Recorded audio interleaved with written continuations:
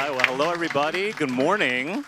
Good morning here to our live audience from so many beautiful islands around the world. And hello to everyone joining from our live audience online. My name is Derek Kun-hee Kim. I am an intellectual property attorney, US licensed, working here in Seoul, South Korea. And a big part of my practice is working with music and music transactions and licensing. So it's my pleasure and honor to lead our discussion here today.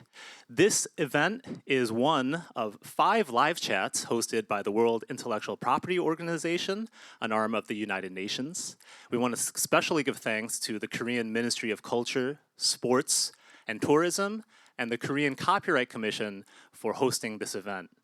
Well, thank you also all so much for flying so far. I mean, we have people who flew more than 20 hours, I think, to get here. So I'm really looking forward to our discussion today. And before we start, I'm just going to give a little quick primer on copyright law and how does copyright law work in the music industry, specifically here in Korea. Well, Korea is a very small country that has risen from the ashes of war very quickly. And a huge part of that is intellectual property, and specifically copyright. I think behind all of our favorite K-pop stars, there's a web of copyright that protects both the creators and our favorite authors as well. So how does copyright work specifically in the music industry? Well, there are 2 types of rights with copyright that I want to point out. The first being authors' rights, and the second being the rights of the performers themselves. So let's start off with authors' rights.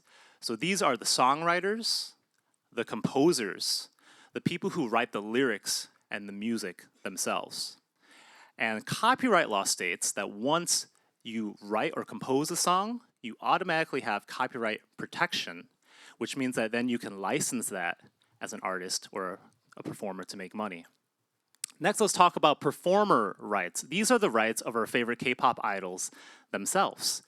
So even though your favorite K-pop idol or your favorite artist in your home country might not actually write the songs, they contribute their voices, and they contribute many times their dance moves or choreography. So in other words, because they contributed part of themselves, copyright law states that you can then do something with that and control how your voice or your image is monetized. That's all I have to say really about copyright law, the legal jargon. One thing I will point out is with the World Intellectual Property Organization, there are certain conventions or treaties such as the Berne Convention or the Rome Convention that states that copyright that is registered in one member state must be recognized and protected in another member state. Well, that's enough of the legal jargon here for me. I want to move on now to, I think, what we've all been waiting for, our very distinguished panel here today. We have many speakers, we have artists here and leaders in the music industry. So before we start our conversation, I think we're just going to go right down the line here. And if everyone could just take a few seconds to introduce themselves, that would be great. So we'll start off with Mr. Haki Park. 안녕하세요. 반갑습니다. Hello everyone, good to see you all. 88년에 I 첫 음반을 냈어요. made my first album in 1988, so I've been working as a singer-songwriter for quite a long period of time, and currently I am working at COMCA. I'm actually the vice president of COMCA. And so I'm working with protecting the rights of our musicians, and we're hoping to make a robust copyright regime around the world. My name is Haki Park. Thank you. Hello everyone. I am a singing creator. I'm also a singer. My name is Tabin Cha. So we'll be talking about a variety of different issues. I'm really looking forward to the talk. Thank you for traveling a long distance to come to Korea. Welcome to Korea. Nice to meet you all. Hello everyone, I'm Simon Xiao. I'm the Regional Director Southeast Asia for IFPI. We are the trade body that represents the music producers worldwide. Good morning. I'm Thomas Taillant. I'm coming from France, where the International Federation of Musicians has its headquarters. I'm Deputy General Secretary of FIM. FIM gather musicians union worldwide. All right, well, thank you, everybody. And last but certainly not least, we also have the author of the WIPO publication, How to Make a Living from Music, Mr. David Stubbs, who's going to be joining in online. David, or do we have you here on the line? I hope so. Can you hear me? David, it's a pleasure. How we doing? How we doing over there in the UK? Oh, we're fine. It's like midnight. Oh, I'm midnight. just warming up. Well, we will try not to keep you too late. If you could just please take a second to introduce yourself, that'd be great. Yeah. Okay. Well, basically, I'm a failed musician. I used to play guitar, keyboards, and I was a singer, but I was not very good. So most people who go into the music business are failed musicians. So when I got there, I found there was a lot of failed musicians, and I felt completely at home. I then went into artist management. I then became a promoter in the UK, and I promoted bands like Pink Floyd, Queen, the Ramones, The Clash, Genesis, U2, and most of all, David Bowie. And last week, I'm still promoting. Last week, I put on Blossoms from Manchester, and they were fantastic. But back in the 80s, I went into artist management. I managed Howard Jones, sold 8 million albums with him. And these days, I manage the Thompson Twins, Tom Bailey, who have sold 10 million albums. We've just done a mini world tour of South Africa, Dubai, and New Zealand, which was a lot of fun.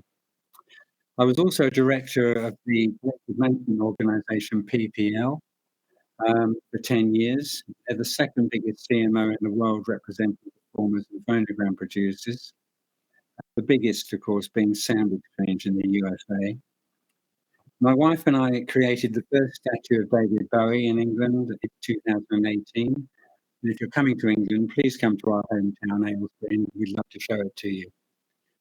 As you say, I'm the author of the book, How to Make a Living from Music, the third edition, which was published last year in 2024 by WIPO. The English version is available as a free download from the WIPO website. It's also available in print. Hopefully there'll be more translations soon, including Korean. But I'm very much looking forward to this live chat. Well, thank you so much, David. You have a lot of applause coming your way here from Korea, so we hope you hear it for sure. Let's dive in now to our conversation, our main conversation. So we have a lot of friends here joining us from many copyright ecosystems around the world, which are at different levels of development. So our first topic, we're going to be talking about the transition to digital. And I think Mr. Hockey Park and Tabin will be great people to talk about this. Could you two maybe talk about the transition you've seen to the digital space? And how did that affect artists? And how did that affect production? 저는 일단 제가 말씀드렸듯이 So as I had 1988년을 said, 처음으로 I 녹음을 했습니다. first recorded my first album back in 1988, and it was an analog era, as you know. Well, maybe not everyone, because now the younger generation may not really know. Maybe they might go to the retro styles, but at that time, anyway, the vinyl albums or the LP albums were prevalent at that time. So anyway, I had my first vinyl album back then, and everything was done analog. So we had to have a lot of equipment, a lot of people, and we had to have a studio. So in order to make an album, and even if you make a song, in order to make it commercial, you have to have a huge studio and you had huge equipment. Nowadays, you just have everything in your little computer, and so you can do everything in your room, in your computer. But back then, you had to have the studio, the equipment, and also the sound engineers, and you also had huge space. So recording an album required a lot of time and money, and you also had to have many session musicians. And for me to make a recording, you had the drummers, the guitarists, all the session musicians had to be there with me in the studio, and we had to set a time, and after the recording you have to do the mixing, and then anyway, it was really, really time consuming and it was quite costly. So maybe I do great. As a musician, I make great songs. Maybe I sing well, but you can't make an album just on your own. You have to have support and the assistance of many people around you. And debuting as a singer and making an album means that you had to be chosen by a producer, so it was not that easy. Of course, there was that kind of human touch and the retro kind of feeling, and I understand that. But times have changed. Now everything is digitalized. Everything has become quite convenient. You don't need all of that big equipment. You just need a laptop. Everything is possible through virtual instruments. And before, you had to have many, many session musicians and the engineers, but then you just have to press a button nowadays. So if you have the ideas and if you know how to maneuver the computer, then you can make everything in your own room at home. So digitalization, I think, has pros and cons. The pro side is that anyone, if you just make an effort and if you have the musical senses, then you can easily create music. And the distribution of music has benefited. The LP albums back then had to be distributed manually. And maybe if you want to do well, you had to be played on radios and broadcasters. And I would actually carry the LP albums and I would distribute my albums one by one, introducing myself, and they would listen to the song, try it out. And then it took a lot of time for that to become popularized during the general public. So you don't have the social media. And so people would have to be able to share the music to spread the word of mouth about a certain singer. And maybe at least it would take 5 or 6 months for a song to be known among the general public. Nowadays, under digitalization, you make music now and you upload it on social media, and the morning after you can become a big star. So the feedback has become so much quicker and the response is so much quicker, and of course the volume of music that's being created can also increase. So there are also the pros and cons, and I don't think I can share all of them with you due to the time constraint. But in short, anyone can easily make music at a low cost. So those are the advantages and the benefits of digitalization. But then, back then, before, in the so-called analog era, it was like sewing. Your grandma would sew one by one. There was that sweat and time that was invested into her work. But nowadays, it's sort of like everything is done by machines. Everything is so much easier. So in that sense, perhaps you may feel that the aesthetic depth or the effort is not there anymore, but the volume has definitely increased. And before, you had a whole team, and the teamwork also may be beneficial. But at the same time, maybe the musician was not able to bring out his or her originality fully. But nowadays, you can just work on your own.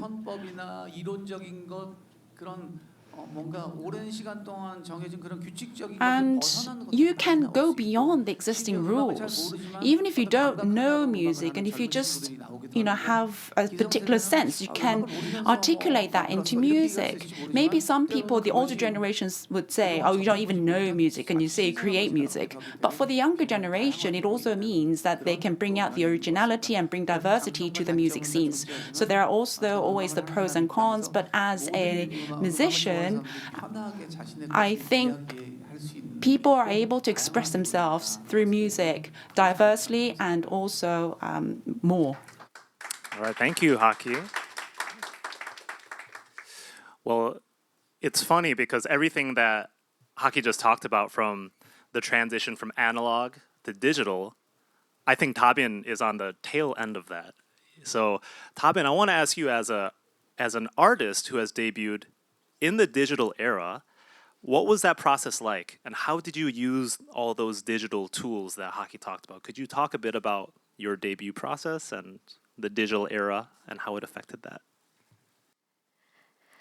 네, 굉장히 디지털화되어 있는 Yes, 이 공간에서 we live in a 시작을 하게 된 digitalized 상황인데요. space, and I started off right in that digitalization space. 컴퓨터가 들어오기 Nowadays, 전에도 the computer plays the AI가 drum, 피아노를 the AI 쳐주는 plays the 시대에 살고 있기 piano. 때문에 확실히 음악을 만드는데 So 진입 creating 장벽이 music, I 낮아진 think, 거는 has 사실이라고 become a lot 생각해요. easier. 그래서 The entry barrier 결과물을 is 더 much 작가를 lower, 낼수 있는 and you can create music more 맞는 말이고요. quickly. 대신 요즘 친구들이 더 But on 많이 the other 고민하는 hand, 것은 a lot of the 마케팅에 younger 대해서도 musicians 이제 think a lot 아티스트가 about 많은 musicians 고민을 because 해야 되는 nowadays the 시기가 musicians 온다. and the artists have to think 요즘은 다 about SNS를 marketing 통해서 themselves. They 내가 have 내 to 음악을 알리고 어떻게 market and 알릴지에 promote their 대해서 고민을 music 훨씬 더 directly 많이 on their 하고 own 있거든요. through the social 그런 media. 면에서는 And so in 더 that 많은 고민이 sense, the 필요한 musicians 시점이 have to now 있지 think about 않을까 many 그렇게 different 생각을 하고 aspects 있습니다. aside from just making music. Okay, well, thank you so much, Tabin. And along with our artists today, we also have experts from the music industry. So I'm going to start off with Simon. Thomas, I promise I will get to you in the next question. But Simon, could you talk about working in the music industry, what changes you saw maybe from the analog to the digital era from an industry perspective? Hi, Derek. Hi, everyone. I think what we've seen over the years really is how technology keeps on changing and how the music industry continues to learn to adapt to new technology. I think, like what Haki said, the technology is there. So one great advantage was it lowers the cost of production. A lot more people can produce their music and bring it to the market as well because distribution channels have become flatter as well. Disadvantage, a lot more people can bring their music to the market because now with that increase in volume, the challenge is how do you stand out? You're able to get to the market, but can you get noticed within the market itself? So I think that's where you'll find new collaborations forming, new ways of working together forming as well. And we see that constantly in this age, and change happens faster and faster. So you first see collaborations in artists within the same country. You see now collaborations very frequently with artists cross-border, and you even have production, not needing to remain in one place. You can start off in your bedroom. You can then get bigger. You can then have the opportunity to get more support from others. And that support doesn't have to be just in the studio in your country. It can come across the world as well. So that's the wonder of digitization, the wonder of technology. And we continue to be optimistic how the people, how the industry will continue to adapt and make positive use of the technology. Thank you so much, Simon. And I love what Simon just said about, I think we need to be true to the music, but also realize that the technology, as long as we maintain our artistry, it's a tool for good, right? As long as we leverage it. Let's move on to our next topic, which is about the digital audience, right? So, maybe when Mr. Haki Park started, it was a real live audience, but now with Tabin, she's on YouTube. Her audience is mainly digital. So on that note, I actually want to ask Tabin, you debuted on YouTube, I think about 5 years ago. How did you start and how do you grow a digital audience? 네, 저는 유튜브에서 So 노래를 시작하게 된 I 계기가 started 있는데요. singing on YouTube. 원래는 작은 무대에서 라이브를 하는 But before that, I was a 가수였습니다. singer singing on a stage. So I was a 코비드가 singer, 시작되면서 저의 a wannabe 작은 singer, 무대가 but then 한순간에 COVID 사라졌어요. struck and my stage 그 당시에 disappeared. 내가 어떤 걸 할 수 있을까 So I was 많이 thinking, what 고민을 could 하던 I 시기가 do? 있었고 그 And during that period, I realized that the internet could become my stage. And so I started to become really proactive, and I thought this is the only way that I can survive. So I really started to work hard on the YouTube and started to sing on YouTube. So my strategy was to sing cover songs, to make lots of cover songs, and try to go beyond the constraints of time and space and try to get to my audience, overcoming those constraints. 전략은 메가 히트곡. So basically, I would cover the mega hits and then try to get my voice known. And so that has been my strategy starting from then and up until now. Well, thank you so much, Tabin. And with that, I think with Haki, talking about the transition from analog to digital, Haki has also seen the transition, I think, in the globalization of the Korean music industry, specifically how a lot of songs are in English now. So when BTS or Blackpink comes out with a Korean album, there's almost always an accompanying English album or a Japanese album. In our live audience today, we have people who speak many different languages and many different cultures. Haki, I want to ask you, what are your thoughts about English covers, and is it necessary to have an English version of songs to attract a live audience? Because you've seen the transition from only Korean to English covers as well. So I can't say you have to sing in English, but you can get to a lot more people by singing in English, and I think that's for sure. And the entire globe has been breaking down borders. And whether you're in the US or you go to Fiji or New Zealand, before you had to communicate with them after traveling a long period of time, but now you can communicate and meet people online without running international borders, and it could be real time. So communication channels, many of them have opened up. The younger generation are much more adept at speaking in English, and so they don't really have a lot of difficulty speaking with people outside of Korea. But, you know, a song is of melody and lyrics. Melody has no national borders, and you can feel something through a melody. But when it comes to lyrics, it's in a particular language, and you have to understand that particular language. Of course, you don't necessarily have to understand the lyrics. Sometimes it's better to listen to a song without understanding fully the lyrics. Nowadays, everyone wants to go worldwide. It has become the goal. So maybe singing in a language that's more widespread may benefit the results and lead to better outcome. But then I am not good at English. When I was young, I nonetheless sang a lot of Western pop songs, and I used to sing in a club. I was not a known singer. I would memorize about 300 English pop songs. I never understood what they were about. But then later, I read the lyrics and understood the lyrics, and I was a bit disappointed. When I had listened and memorized and sung a song without not really knowing what it was about, and I would imagine what the song was about, and I would be creative about it. When I read the lyrics, oh, it's not that big a deal after all. And so, yeah, I think there's a lot of diversity in music. So anyway, if you are aiming for marketing, conveying in a language that can be listened to by more people would be beneficial. The importance of knowing what we're singing about. All right, we have many artists here in the crowd as well, as I'm sure that can attest to that. Let's wrap up this subtopic with Thomas. So Thomas, in your career, you've also seen the transition from mainly live audiences to now digital audiences. Maybe you could speak to a word about that, and also how important is direct contact now in the digital age? Direct contact is and has always been very, very critical, very important. In fact, it is really the core of the profession of a musician, is a contact with the audience. and you become musicians to be in contact with the audience, to play music. So it has been like this, and the digital change did not affect that spirit.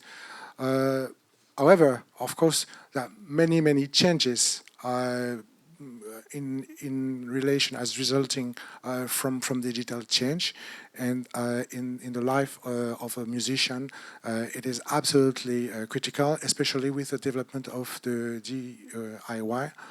The DIY musician, which in fact puts a very high burden of him or herself, because you need to be a musician, you need to be a manager of your own career, you need to manage social media, you need to be very visible, and I think that's an important aspect to bear in mind.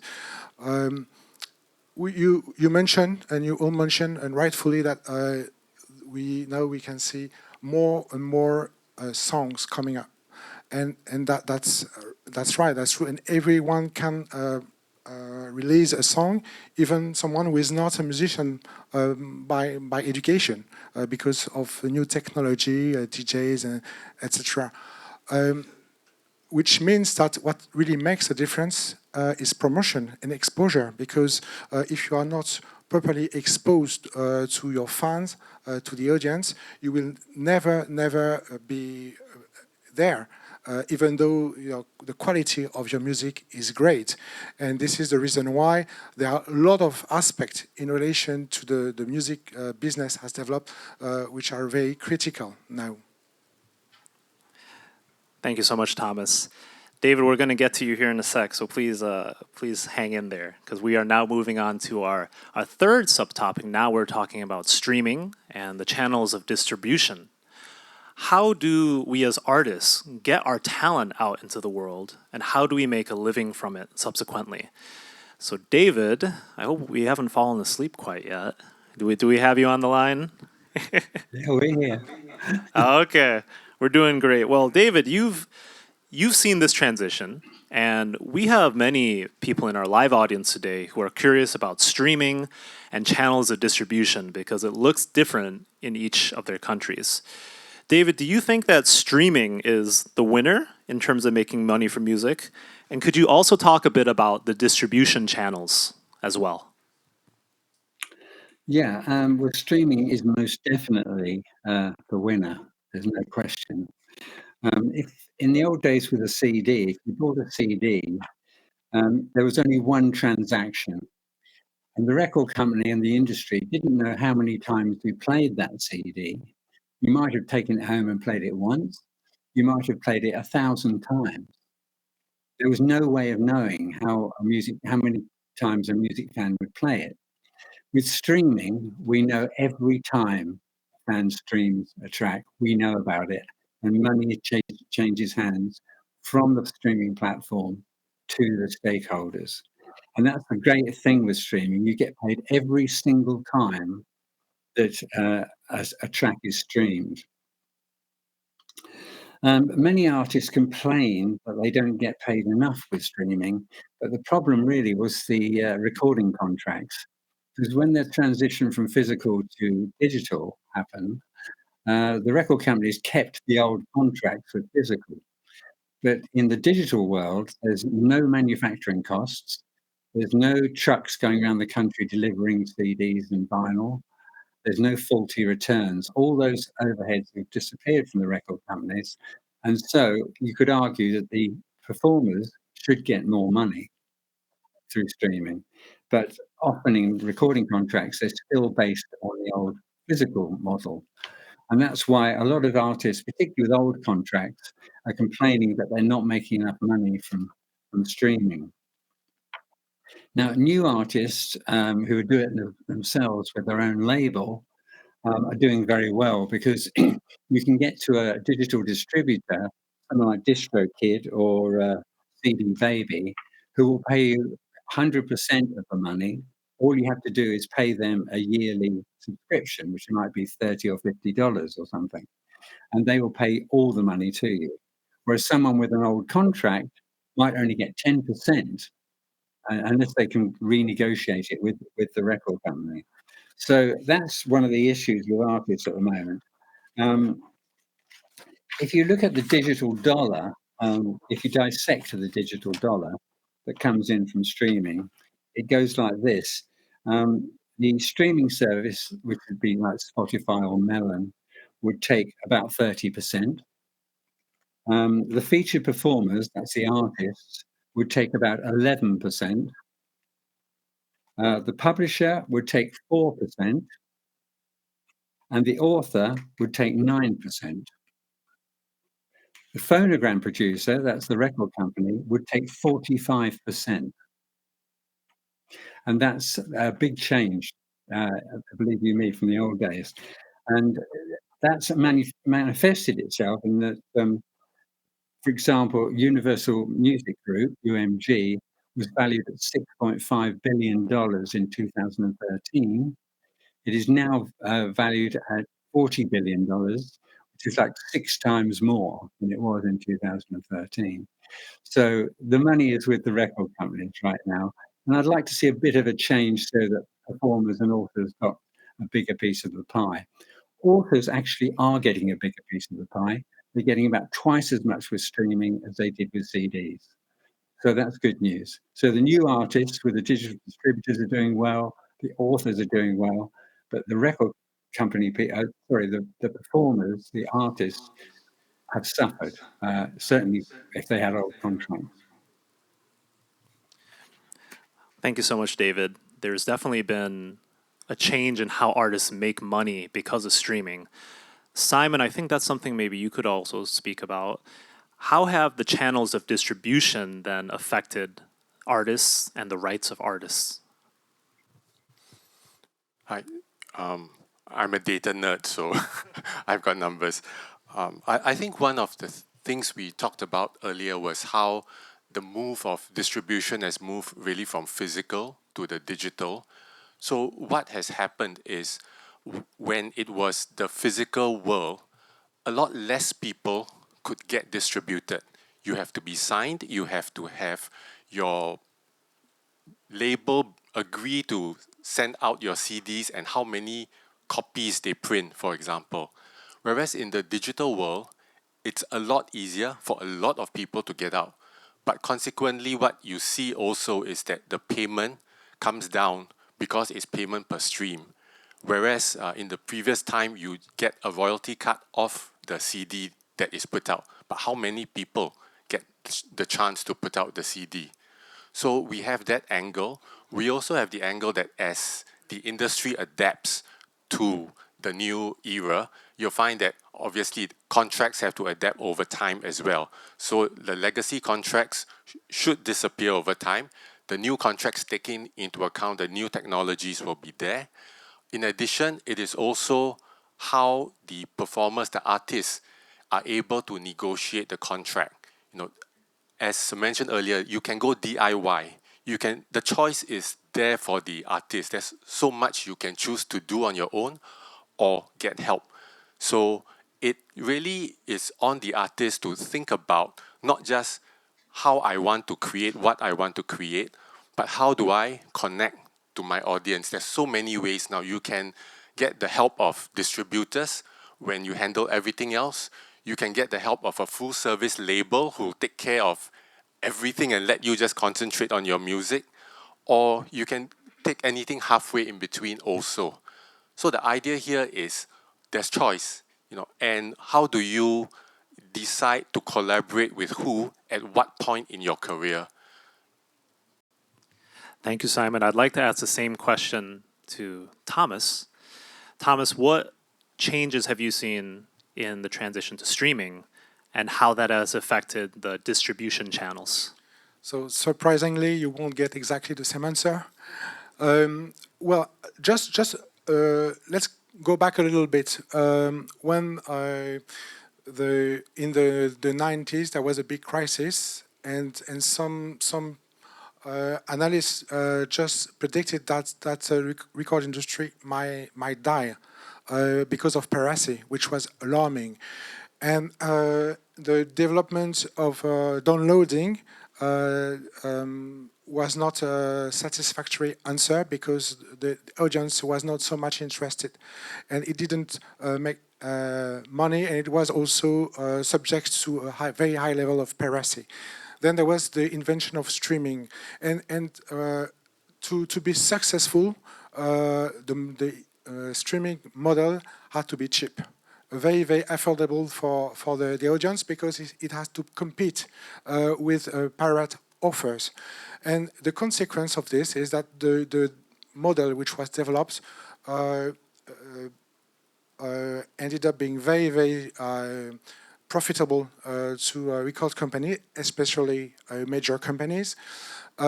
But this model did not really include the remuneration of performers, except those who had a strong bargaining power and who could have a good contractual agreement with their record company. But if you look at the broad population of musicians, who are not necessarily the big stars who are not necessarily featured musicians, but you also mentioned session musicians. Those session musicians are also entitled to IP rights.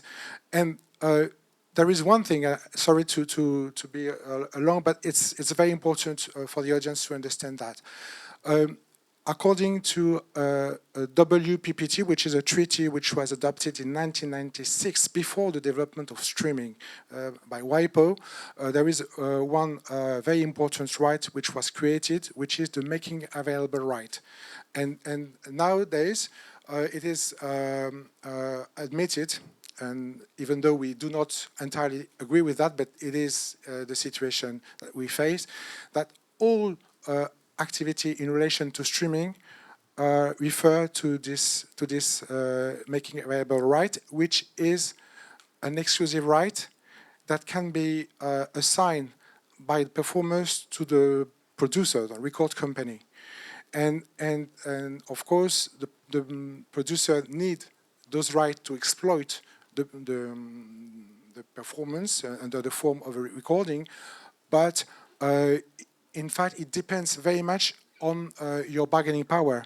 And if you don't have any bargaining power, then your contract you get as a signed artist or, and of course, as a session musician is very, very little money.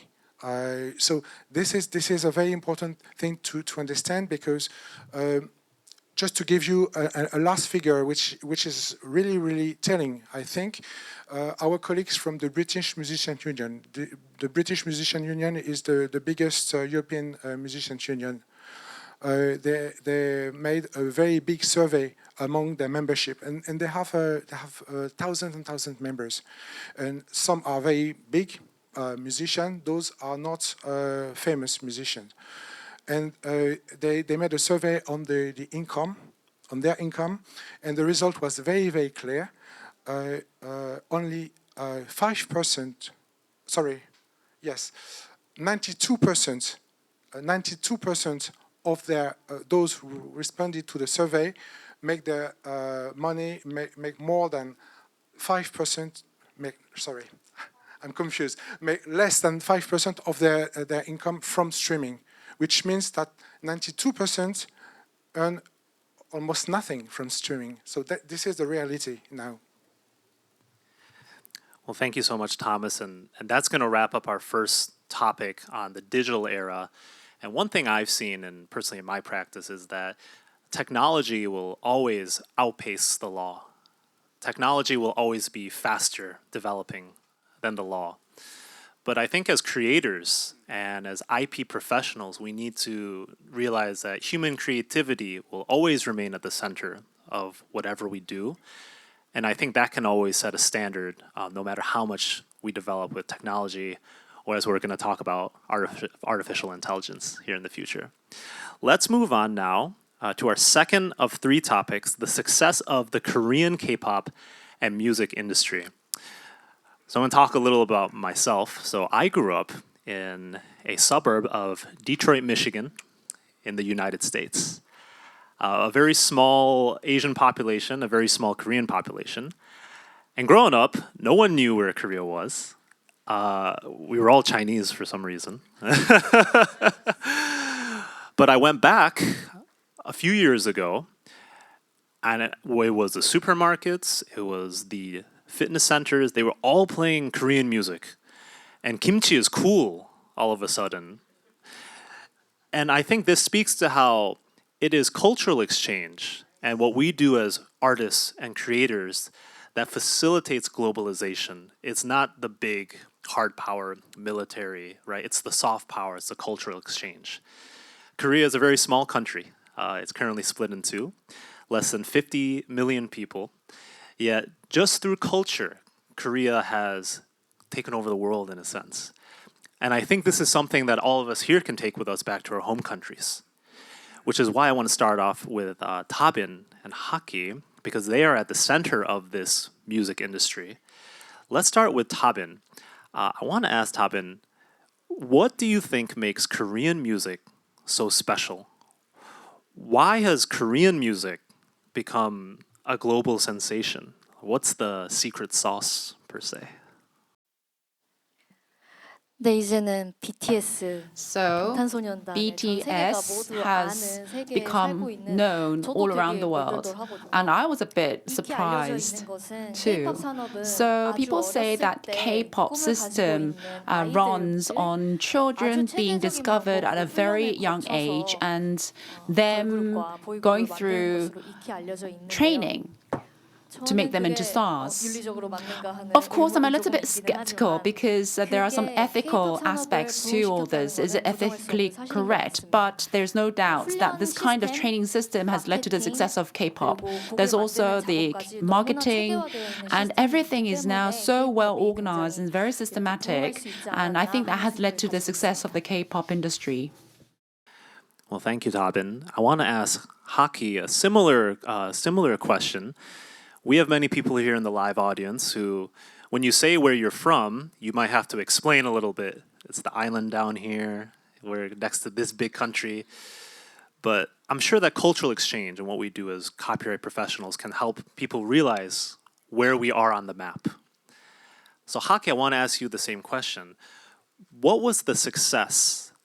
How did Korea so efficiently export its music beyond its borders compared to other countries? 여러 가지 요소가 있을 텐데요. I 먼저 think 우리 there are various 차다빈 factors. 씨께서 First of all, Tabin had given a very good answer. All countries have their unique culture. You can't say what's right or wrong. It's sort of like trying to decide between rice and bread. It really depends on how you cook it. We all have different tastes. We all look different. We all have different cultures.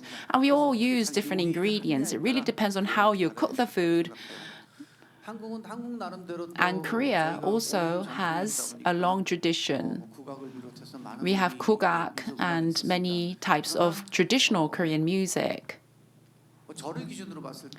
From my perspective, I learned music through Western pop songs. For example, I listened to Bob Dylan, Beatles, Bee Gees, ABBA, those well-known musicians, other musicians that I listened to because they were trendy and, they were cool at that time. And I would learn music through these musicians.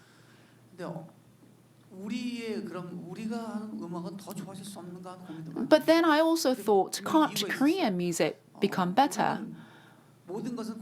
In the past, we thought that we had to study something to do it well. From the parents' perspective, doing music or having the children doing music was not really deemed a good, prestigious career. It was, leading the road to a poorer life, according to our parents. So when I played the guitar, my parents would tell me off. How are you going to go to university if you play the guitar? They would say. But nowadays, things have become different. everyone, but I think especially Koreans really love music in general, and so that has led to the creation of stars, and people started to have a different perception of musicians, and they did very well commercially, they became known around the world, and they had a good influence, and that led to a different perception. Of course, they were the pioneers. And so the parents' generation's perception have changed. So music is not necessarily something that has no future. If my kids like it and if they're good at it, maybe they can make a living and make a career out of music.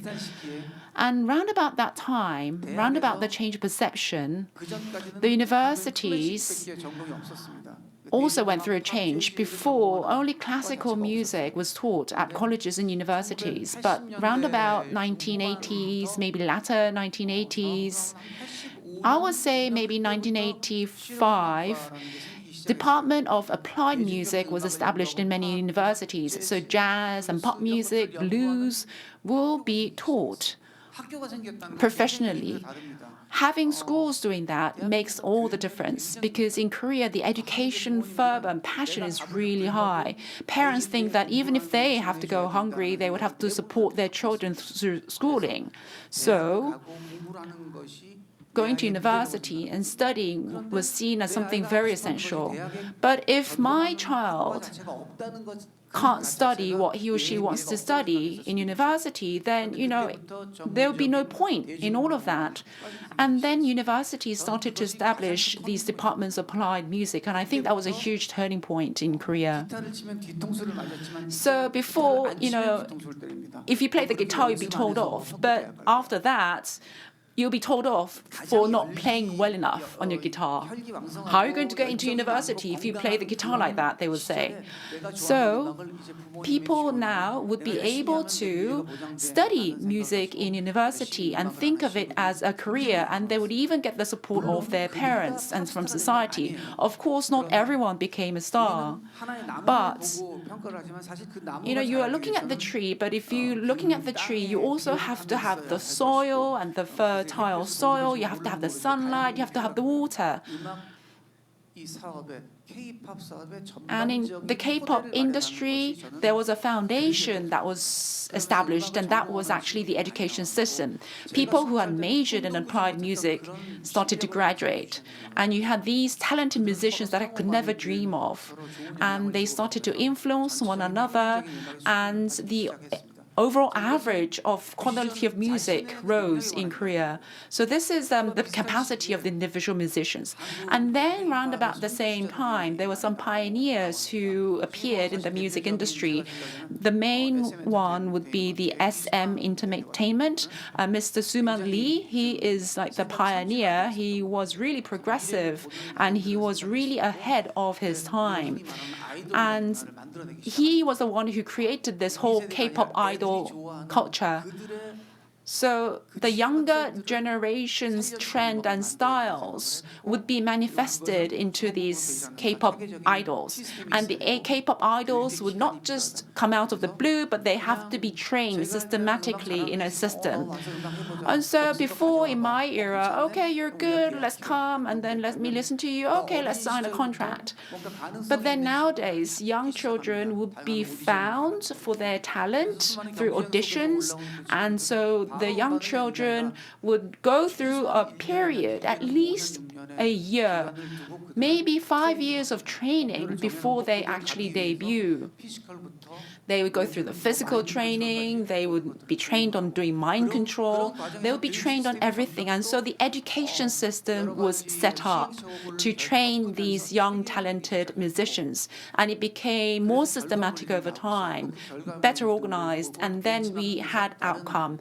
Then people saw the outcome and then benchmarked, and then that led to other people also joining the industry. And I think that has led us to where we are now. So in summary, the perception towards music, especially of the parents' generation, changed. They became more accommodative of their children doing music, and then there was a supportive system. And then the typically Korean educational fervor added to that. And then there was a systematic K-pop training system that was established. And Tabin also talked about the ethical side. That's true. In UK and US, I know that there are some regulations forbidding the underage students to work and train even at nighttime. But in Korea, that kind of hurdle is not really there. We're a bit more accommodative. Sometimes the children would go to boot camps and they would train 24/7 to become the idol stars in Korea. So it's a really harsh system sometimes, but they are the ones who go through that training and become the idol stars. I'm not saying all musicians go through that, but that was what led to the rise of the K-pop stars and the industry. Before, if you were just good at singing, maybe you could become a star, but the K-pop model was not just about one person singing and somebody else playing an instrument. It could be 5 members or 8 members of a group, and everyone have a particular role in the group, and that all comes together organically to lead to a good outcome. Choreography was not just about dancing to the song, and it was not just about one individual person dancing well. It had to be a whole teamwork. All the members of the team had to be good, and they would train year after year to really have that kind of team choreography, a perfectly synchronized choreography. And you would think, how do they all dance the same? You know, BTS, when they first came out, the Koreans, we were really fascinated by the perfectly synchronized choreography that they were dancing to. And so, yeah, that was because of the education system that was established. So those factors, I think, led to the success of the K-pop. Just one more thing, one more factor, digitalization in Korea. Korea is not a big country, and not everything was developed, but internet is prevalent everywhere now. But 1980s and 1990s, I went to the US, and I went to Wall Street, and the internet was poorer than Korea. For a Korean, I was so frustrated with the American level of internet because Korean internet was so fast even back then. So I think that also played a big role in the spreading of K-pop around the world, because we talked about digitalization. From the vinyl, we had digital. Now we have social media. And under a digitalized environment, the music is being circulated very quickly. Korean K-pop also grew at the same time that the internet became more prevalent. And so it became more advantageous infrastructure-wise for Korean K-pop to do well. Absolutely, we can give applause to that. I think hockey was very accurate, and it's not just culture, but also the education and the family's role in that has led to the Korean music industry's success. On that note, with being across the borders, I want to talk to David. I hope you're not asleep yet. I would be if I was in your shoes. David, we have you here? Yeah, I'm here. All right. You look great.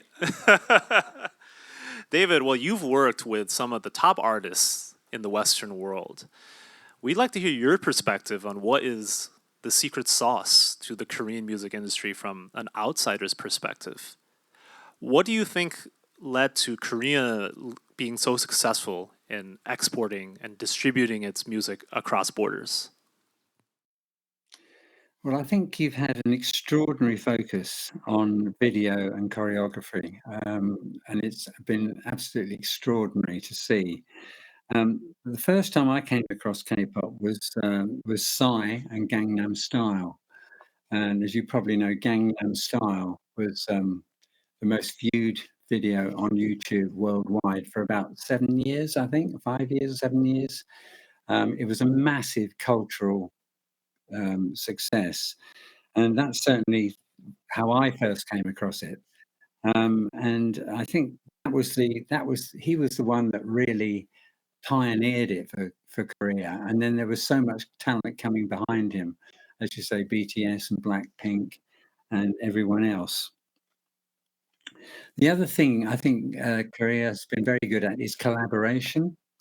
And, you know, BTS have collaborated with Coldplay, Nicki Minaj, Charlie XCX, Lil Nas X. It's a whole list of people they've collaborated with. And the great thing about collaboration is that it doubles the fan base, because your fan base follows the other artist's fan base and the other way around. So you can double your fan base if you do a collaboration. Excuse me. Basically, I mean, with Psy, I mean, Barack Obama said it was an example of how people around the world are being swept up by the Korean wave of culture. And Ban Ki-moon from the United Nations said Gangnam Style was a force for world peace. So that's pretty amazing praise, isn't it, really, from two of the top people in the world at the time. And I think you've done an incredible job. It's an example to the world, because often it hasn't been in English, and yet that didn't matter, you know.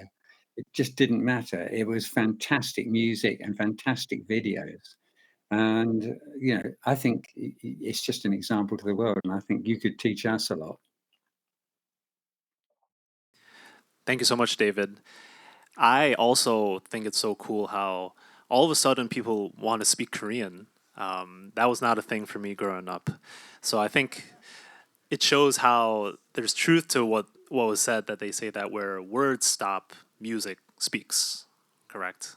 And where cultural exchange plays a big role in that, and how that has been key to the Korean music industry's success.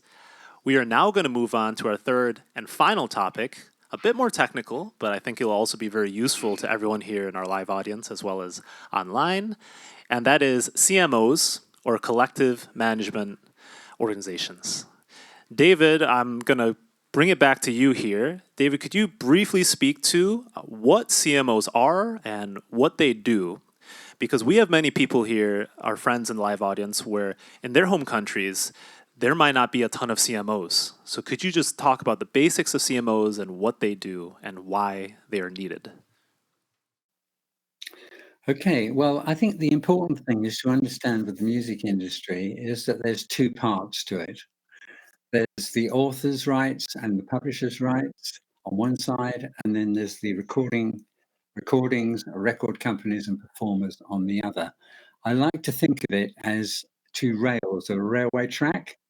So on the left rail, you've got authors, that's songwriters, composers, and publishers who exploit their works. And on the right-hand side, you have performers and record companies who are on the other side. They both have different rules. Authors' rights have been around a lot longer than performers' rights, because the gramophone was only invented in 1897. Before that, a performer was in complete control of their rights. They either turned up to the show and played, or they didn't. It was as simple as that.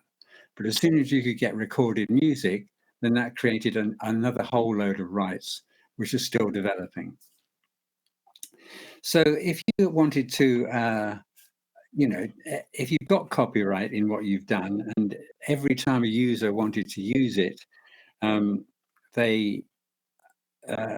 they had to phone you up and say, can we use your music? Or can you send us a license to this music?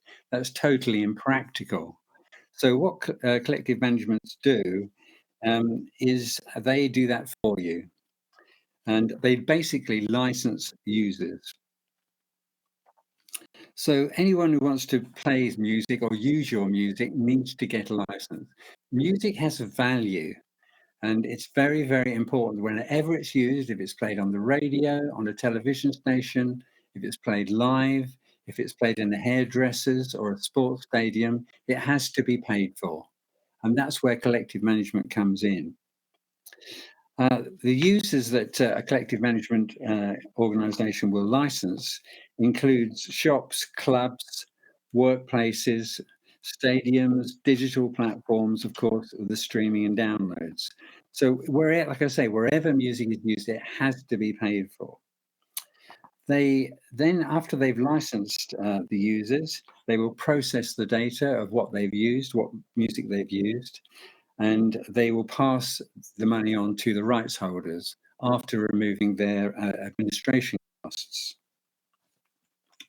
When it comes to an international collection, CMOs have reciprocal agreements with other CMOs all around the world. So if a Korean track is played in the UK, the CMO in the UK, PRS, will pay Komka, Komka, in Korea for that use. The other way around, if a Korean, if a English track is played in Korea, then Comcat will pay PRS for that play. So it's a reciprocal agreement, and it works on both sides of the tracks. It works for authors and it works for performers. Now, in Korea, you've got the authors organization Comcat, and the performers organization is FKMP, and the record company's collective management organization is called KEPA, K-E-P-A. I don't know if I pronounced that right. Now, if a young artist has got their own record label, they write their own songs and they perform on their records, they would need to join all three of those CMOs, because they would be authors because they're writing the music, they'd be performers because they're making records, and if they've got their own label, they would also be the record company, in which case they would need to join KEPA. So that's something you need to bear in mind, and every artist needs to make sure that they're getting on the end of all the income streams, and particularly with collective management. When it comes to digital, there can be several intermediaries in the chain before money reaches the author from the original use. And so some performers, some publishers are actually licensing digital platforms directly and bypassing the collective management organizations.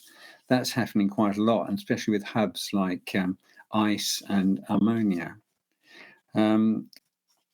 Similarly, on the recording side, record companies license the digital platforms directly. That's because of the making available right, which Thomas mentioned. The making available right says that if a fan accesses a piece of music at a time and a place of their own choosing, then the making available right applies. And that's why record companies license digital platforms directly and don't involve the CMO. So that's basically what collective management is all about. It's very important as income streams for performers and authors, and it's still developing around the world, and hopefully it will get more efficient, and data will become more easy to organize. Thank you so much, David. Before we hear from Haki and Tabin about the CMO that they're in, we'd also love to hear from Thomas and maybe Simon as well. Thomas, let me start with you. What happens to authors and performers' rights when they join a CMO? And keeping in mind that we have many friends in our live audience with different amounts of CMOs in their home countries, maybe also speak to why CMOs are important. Yes. Well, as David mentioned, the CMO will license rights that can be licensed for either performers or producers or authors, in the wrong order. You may have one CMO collecting for all category of stakeholders in some countries. In other countries, you may have one joint collecting society for producers and performers, and in other countries you may have one collecting society per category of right holders, just to set the scene. It is very, very important, in fact, from the performer's point of view, to join a CMO for a few reasons. First of all, a CMO is a democratic body. You need to understand that in European countries, most, if not all, CMOs for performers were created by at the initiative of a musicians union, and because this is you will not have more right because you are big. You will get the money you are supposed to get according to the expectation of your performances. So it is important things to say. And secondly, CMO, you have, as a member, you have a right to vote. So you can elect the member of the board, and you can also be eligible to some support for artistic projects, which can be very important, whether recordings or live performance. I'd like just to add that CMOs are also exposed to some critics. Or some undermining. For instance, if I can just give an example, the Swedish company Epidemic Sound, which is very famous to distribute recordings for ads in particular and for video. They clearly state that you cannot access the service if you are a member of a CMO or a union, by the way. So it's quite a tough situation. And last but not least, and I think it's important things to consider. As David mentioned, CMOs will collect money that cannot be collected individually by musicians. That's for sure. And nowadays, in most of the countries I know, as far as only performers CMOs are concerned, 90% plus of collection comes from a right that cannot be assigned to the record company, namely public performance and blank tape levy. So this is also an important aspect to keep in mind. Thank you, Thomas. We definitely want to hear from both Haki and Tabin, but Simon, I also want to give you maybe a quick chance to speak on CMOs and their role and their importance. Sure, thanks. As our two colleagues mentioned earlier, it's really critical because it allows the artists to be able to reach and monetize in these small value but voluminous transactions when businesses in particular play your music. So what happens here, just a small statistic from the recording industry side, 10% of the global market for recorded music is from the public performance side. So without signing up to a CMO, without the efficient collection and distribution from the CMO, labels, producers, and their contracted artists are simply leaving this 10% on the table. And the important thing here, as was alluded to earlier, is how do we continue to educate, make aware so artists sign up with the CMOs, and secondly, how do we continue to improve the CMO operations? And that's important, not just from a operational perspective, but also from a government perspective. How can the government support this way for the artists to monetize their works? And an issue here, of course, is while many governments feel the need to supervise, understandably so, supervise CMOs, from a regulatory perspective, you look at governance, you look at transparency, you look at how they collect and they distribute the income properly. But there are times when over-governance can also affect CMO operations. So while we're looking at an average of 10% market share across the world, there will be countries with efficient and effective CMOs collecting 15% of market share is the public performance or even more. And there are countries which do face challenges Example, even in Korea, with such an advanced music industry, the market share for public performance rights collection is about 2.5%, which is 1/4 of the global average. So we do see how it can improve. And as international trade bodies and federations, we also have, fortunately, the expertise and the experience across the globe to bring to the individual countries that are facing challenges. What are the global benchmarks? What are the global good practices that can be put in place in all the different countries?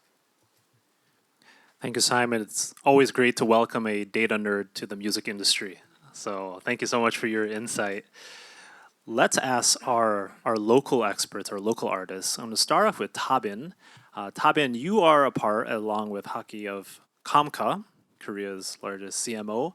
Can you talk about your experience working with the CMO as an artist, and why do you find them important? 네, 이런 음저협 같은 곳에 가입을 Yes. 해야 되는 이유는 The reason why I have to become a member of a CMO, as the experts had mentioned, is 제가 한국에 있는 there. 대부분의 It's quite 음악가들은 evident, and you've already mentioned it. In Korea, you have the Performance Association and CMOs like Komka in Korea to protect the rights. So as a member of Komka, I have participated in various different events held by Komka. So for example, there was a song camp held by Komka. So it was a workshop for us to train in songwriting. And so it was really interesting and fun and beneficial. It's really difficult. I listened to the explanation by some of the experts, and I'm not sure if I understood everything because it's quite complicated, but I need to listen to the explanations more for me to be able to better protect that right, my rights. But then when I listen to all that, I realize I do indeed have rights. And let's now hear from Haki Park, who is the vice chairman of Kamka, Korea's largest CMO. Haki, can you talk about the role of the CMO and what your experience has been with Kamka, keeping in mind that we want to encourage everyone here in the live audience to participate in CMOs? 네, 저는 한국음악저작권협회 So I am a vice president of Komka, and I am now have been in office for about a little bit more than 3 years now. So Komka has been around for about 60 years. 지금 저작권협회가 CM으로서 역할을 하고 Komka is a CMO in the music industry, and it's contributing to the music industry because 쉽게 말하면 그때는 그냥 이게 발이 푹푹 빠지는 진흙 well, back in the past when we were just starting out, things were difficult. Nobody knew about copyright. Nobody understood copyright. Musicians, music has nothing to do with rights, people thought. But then there were some musicians struggled through the muddy field back then. Nobody helped them. But now, because they had struggled so much in the past, we are better protecting our rights and doing music more comfortably. Now Komka has grown, and that was due to the 60 years ago some of our pioneers really paved the way for CMO. 저희는 약 200여 명의 직원들이 So we have about 200 people working in Komka, and the entire leadership is composed of authors and composers, the president, myself, and everyone in the leadership are composers, and also some are performers and authors. And so we are working hard to ensure the rights of everyone, all the musicians. So the explanation about the rights have already been given by the experts. Tabin was able to become popular around the world in a very short period of time, but it's impossible for Tabin to know everything about where her music is being played. So there's a music that I had made, and it's difficult for me to know, how many times it was played in Costco and how many times it was played in another supermarket, etc. So in short, a CMO's role is important in the sense that it collects and distributes the royalties. the reasonable and adequate amount of royalty is collected and transparently distributed. And I think that's the basic feature and function of a CMO. But there's more to it. The CMO has to be able to protect the musicians and be the basis for them to grow further. We've been to India, Taiwan, and in SACEM also. We had a meeting with SACEM a little bit while back, and we have also met the CMOs and exchanges with CMOs of other countries. So it's a role and responsibility of a CMO, but at the same time, it's giving an opportunity to musicians. It's allowing the musicians to be able to exchange and share their music, going beyond the political borders and to show the power of music. So I think that's another obligation and duty of a CMO. So in that sense, we have a lot of plans. So first of all, we have to protect the creators and the artists and the rights. Yes, today, I think maybe, I'm not sure if we have time to discuss the issue of buyout contracts, which are problematic everywhere. Musicians make a music, but then all the rights are assigned. It's taken away from them all at once. And I think the weaker the copyright law, the more they are in cases of buyout contracts. And we still have that kind of practice in Korea. That's if the musicians are in a weak situation. The stronger people with enough power will be able to protect their rights, whatever, but the weaker side have to have the law on their side. So I think doing music is sort of like planting a tree. You have Dabin here. You have a Dabin, a very well-grown tree, a well-growing tree. And say Dabin is an apple tree. We want to buy the apples, pick the apples from the tree. But then somebody would want to take the tree and steal the tree. And that musician won't be able to do anything afterwards. So that is a very important aspect of copyright. And there are many cases where that kind of right is not respected.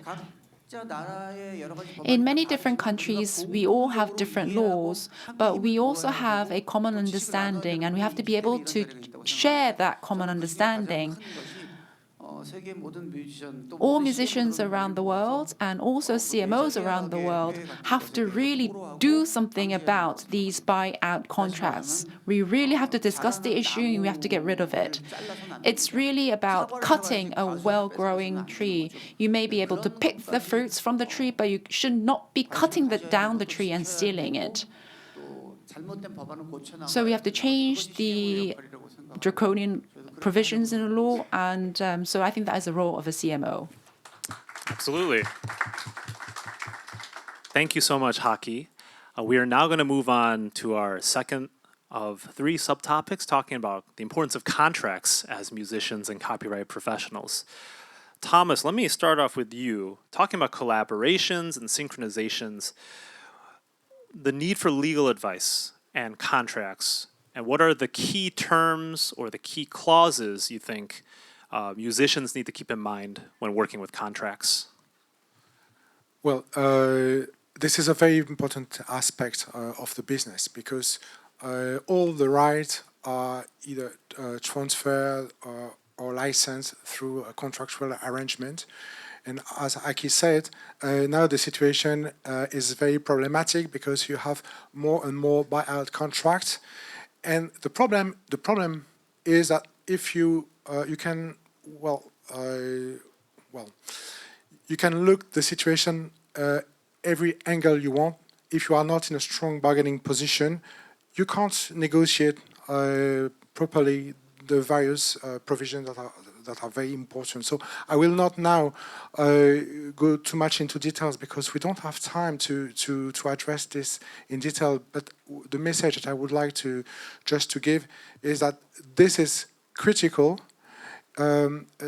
Nowadays, it's true that you can get some support, and if you are a strong artist, you can get some support from a manager, and a good manager can make a big difference because you already have a good bargaining position. You can get some support from a lawyer, And if you are small, you can also expect some support from unions, for instance. But the thing is that the market is the market. And if everything is under the ends of the contract, and especially the fact that because of contract, you will be asked to assign all your exclusive right to your contractor, which is not necessarily a producer. And I'd like just also to emphasize this. You may have developed your own recording, and you can be the self producer of your own recording. So in that case, you will sign or what is supposed to be a license agreement with, for example, with the distributor. But you have more and more situation whereby the distributor will in fact impose rules that are very unfair because it is in a very strong position.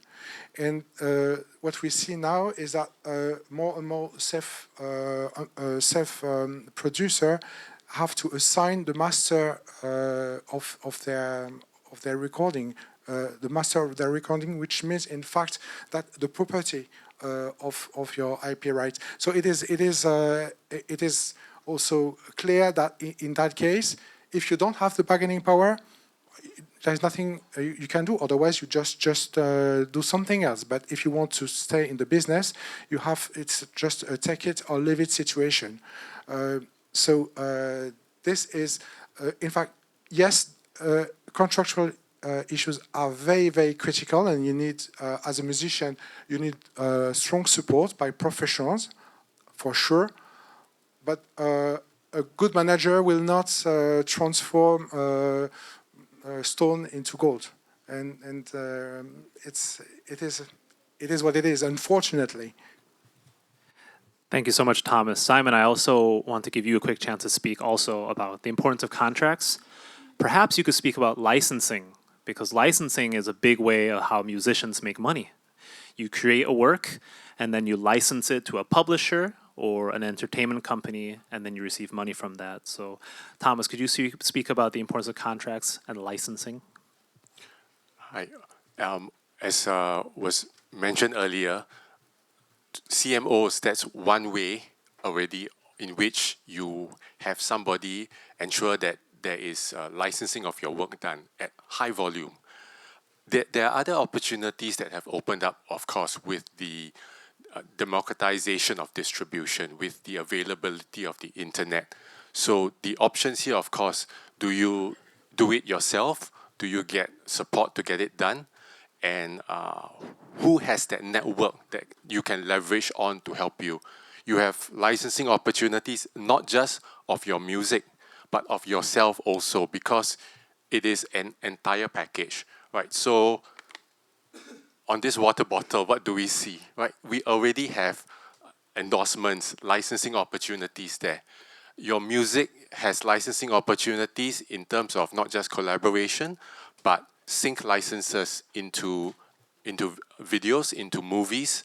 You have the ability to also opportunity to endorse advertisements, music in your advertisements, music even possibly in some publicity or promotional activities that some businesses may have, whether online or offline. It could be malls, it could be a shop opening, they have guest appearances.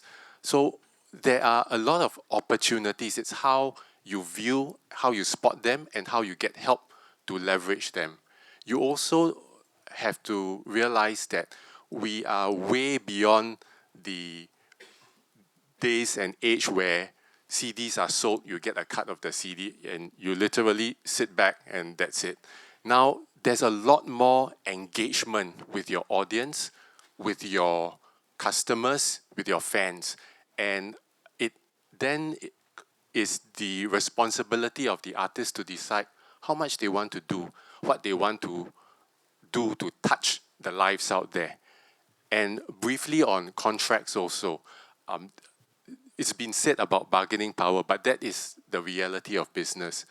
If you go for support, the people who invest financially and in their networks in the artists will naturally look for returns on their investment. So know your options, choose your options wisely, because the options have the consequences, have the effects as well. If you are not happy with the terms of the contract, is it something that you can perhaps shorten the tenure or the period of the contract? And when you have more bargaining power in future, when you are more famous, then you renegotiate or you enter into other contracts. Look into how the big artists have done it in the past. They may have had unfavorable terms, but as they grew in stature, they also had the ability to renegotiate. Do you want that sort of progression, or do you prefer to have, do it yourself all the way, which is possible, and you own all the IP rights, and the options are there. It's a question of, like Thomas said, get good advice, understand your options, and understand what happens when you choose those options. Well, thank you so much, Simon. That's going to conclude our third and final topic on CMOs. We're now going to quickly talk about our concluding topic, which is the future challenges and opportunities, namely artificial intelligence. I would like to hear from maybe an artist's perspective. Let me start off by asking Tabin very quickly. Tabin, how do you see artificial intelligence being used by creators and musicians? 네, 인공지능으로 지금 So, 피아노도 쳐주고요. AI plays the piano for you, can play the drums for you. So we're living in a fascinating era. 어떤 친구는 가사를 어떻게 쓰는지에 대한 A 아이디어도 friend gets an idea about a lyrics from ChatGPT. 그렇게 좀 이론점만 생각을 하면서 So maybe we can think about some of the advantages of AI, but at the same time, when I was watching a YouTube, AI가 만드는 음악이 I 정말 실제로 굉장히 많이 활용이 되고 있다는 것을 realized that 알게 됐어요. AI-generated music was being used very much. Then I realized that AI could actually threaten musicians. I thought it was some kind of a sci-fi topic, but I'm not sure of the exact amount. But even with a small amount of money, you can actually create quite a high quality music nowadays using artificial intelligence. And then I realized that it can indeed become a threat to musicians. Thank you, Tabin.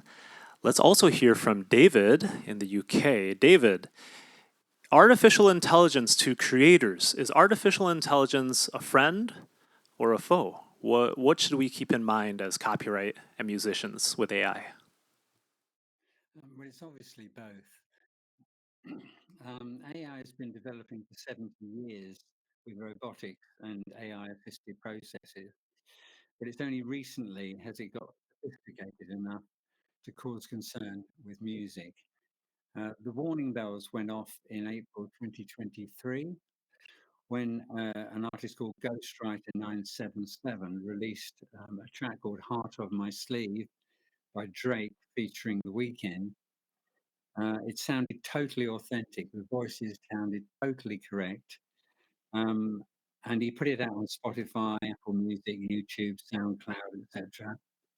And then on the 15th of April, just a couple of weeks later, he released a 1 minute snippet on TikTok, which got 15 million views within a few days.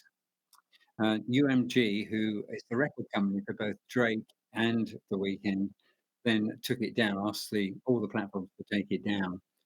Neither Drake or The Weeknd knew anything about this track. They'd never heard it before, but it sounded just like them. And it was totally convincing for a fan.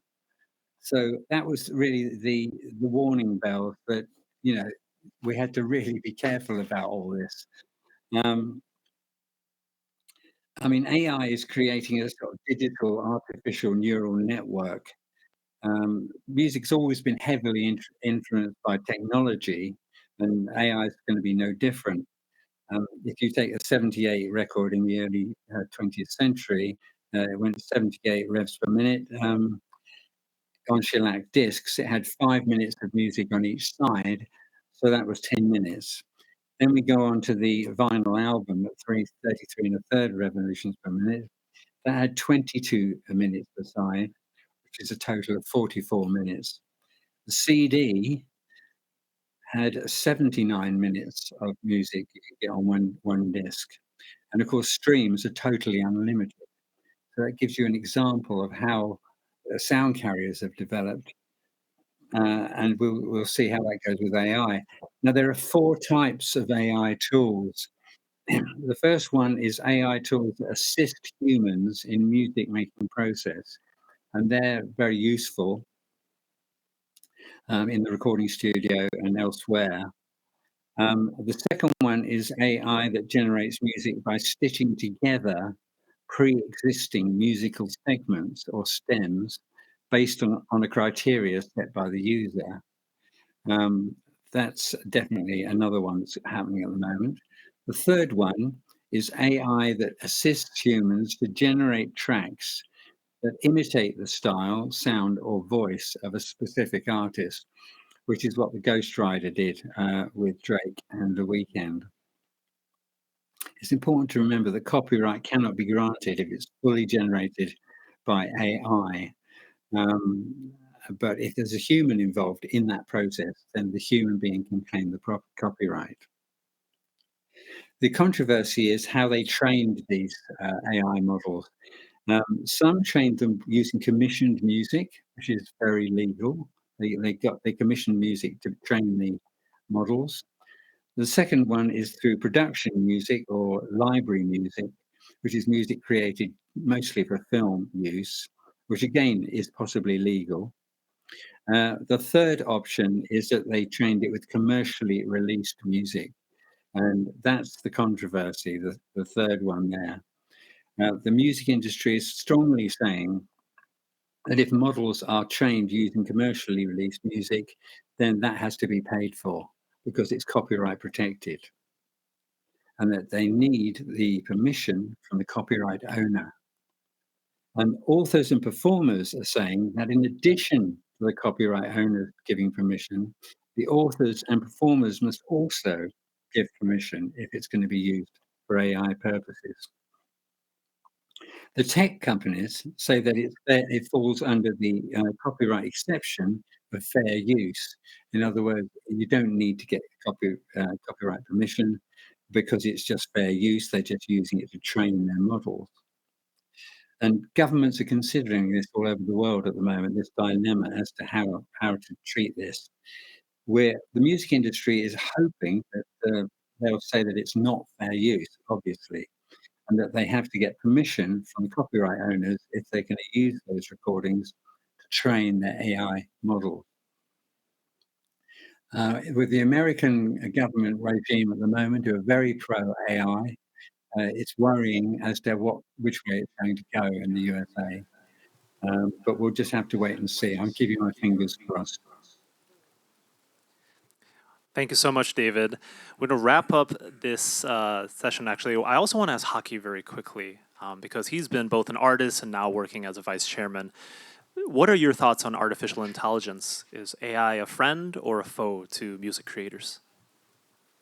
제가 오늘 얘기가 너무 길어가지고 또 말 길게 하면 So 안 I don't want to take too long a time, but it is a very sensitive topic that does require a long discussion. So friend or foe, I think it can be both.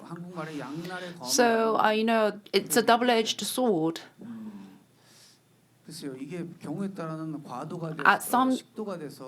At times, you can use a knife to make food, but sometimes you can also use a knife to kill somebody. So it really depends on how you use the knife. Thank you for your reaction. So it really depends on how you use it and how you regulate it. And that's all on us as well. It's a big challenge for us in the music industry. Nowadays, everywhere, people are using artificial intelligence. It can be something fun and interesting, but then it could also be quite threatening. Yeah, people talk about the TDM exception and adopting it in law. And there are many differing opinions in all different countries. In order to benefit the humanity, some people say that we do have to accept TDM exceptions. according to some. But then there are also many sectors who are sacrificed as a result of the TDM exception. One of them is music. I am fascinated by AI. I talked with Tabin about AI, and we were laughing and really fascinated about some of the music that we encountered. AI can just make a music in a couple of minutes by pressing some buttons. If you just put in the right prompts, you can generate music. Can we call the prompter a musician? It's really difficult to say. So technology can benefit humanity according to some people, and I hear this a lot. Yes, indeed, technology has benefited humanity, but it can also threaten humanity. And I think when facing AI, it was the first time that I realized that it can indeed be a threat. So let me use an analogy. Humans have emotions. And, of course, words, you can express our emotions, but there are something, that feeling or emotions that cannot be expressed in words, and we express that through music. When making music, if that humane touch and the humane feelings and emotions are excluded, then what's remaining? Say somebody is running, and before people ran barefooted, but then people started to wear shoes, and then Nike came up with these air cushioned shoes that makes you run faster, and so you have all these technology coming out, and the outcome is improved, so they run faster, and maybe it also benefits the athlete. It makes them healthier, protects the knees. But then the new shoes came out, and if you wear those shoes, you fly. And maybe you'll be able to fly really quickly, but then what can happen? We won't use our muscles. As soon as we take off those shoes, maybe we'll just become useless and we'll just flop down. So I think that is the other side of AI. There is a Fijian woman that I fell in love with, and maybe I'm writing a love letter. Maybe I'll think of it all night. What am I going to write? What expressions are most appropriate? Now you don't have to do that. You just have to say or prompt ChatGPT, okay, I am in love with a Fijian woman, so what should I write in her love letter? And the ChatGPT will write you a love letter. So this is the era that we live in. Is technology benefiting humanity? So nowadays it's a transition, so everything is all mixed up, and so maybe the threat is not there as much, but then after a while we might not have to bother making music at all. Is music going to continue to improve thanks to AI? I'm not sure. AI does not make music out of nothing. Nothing can replace the human touch or the human sentiments. We believe, or we want to believe, that maybe AI can do it, but it can't. Up until now, millions of musicians have created works, Beatles, John Lennon, and Pakaki, myself. We musicians have created all these works, and AI just so easily scraped it together, collected it, and just edited it to create a work. It's not representing the human emotions, but we believe, or some people believe, that AI can do everything for us. Maybe one day there will be no musicians left on earth. It will just be a good prompter.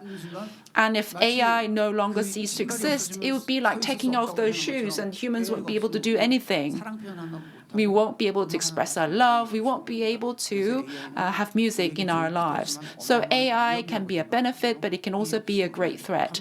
And so we need a very wise response. We're at a crossroad in that sense. Well, I think that is a great way for us to start wrapping up and going out. And we're just going to wrap up very quickly. Everyone's just going to say a quick conclusory remark. Keep it very quick. Let's start off with David. Keep in mind that David is the author of the WIPO publication, How to Make a Living from Music. It's available on the WIPO website for free. That's a great resource. So David, could you just give us a quick conclusionary remark and we'll send you off to bed? Yeah. Well, thank you very much for having me. It's been great. The only thing I would like to say, I said before, is that music has a value. And you always have to remember that music has a value and it always needs to be paid for if it's been used. So that's something you always have to keep in mind. I'd also say that, in the first 14 years of this century, the music industry was in decline, in sharp decline. When Napster came along in 1999 and the record companies closed it down in 2001, they shouldn't have closed it down. They should have embraced it and developed it. But what it did, it sent the piracy underground, and all these pirate platforms turned up, which led to 14 years of decline.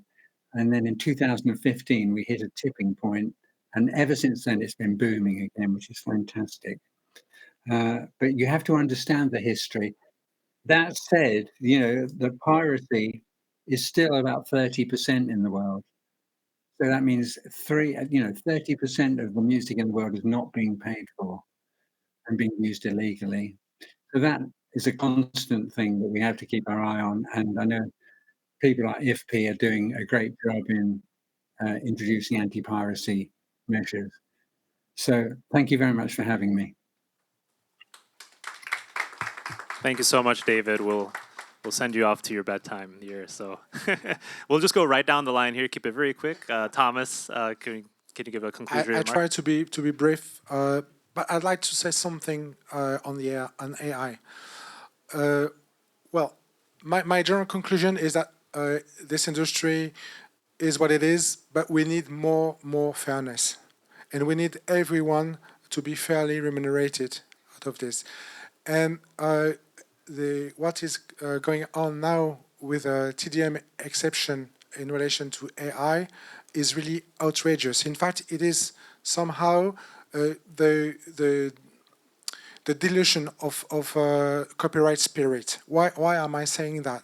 Because we are now in the situation where a machine has the right to train and to use every possible protected content to train, and then to deliver a result that will be used. And of course, it looks fantastic. But behind this result, you have the work of people, and you have the performance of musicians, and those are simply overlooked. And we have a various serious concern in relation to the copyright itself, because when you realize that with the TDM exception, no one at the moment is really able to enforce it. So that's one alarming thing. And second, if stakeholders end up finding a solution on a format that can enable them to opt out, it means that they have to take the burden of this, and it is can be very expensive. And those who are simply using for free the protected content, they have nothing to do, and they have nothing to pay. So we have to be very cautious with the narratives from tech companies who keep saying, talking about innovation, talking about competitiveness, just to fight against any kind of regulation, and those regulations are the basis of copyright. So what is true with a streaming situation is also true with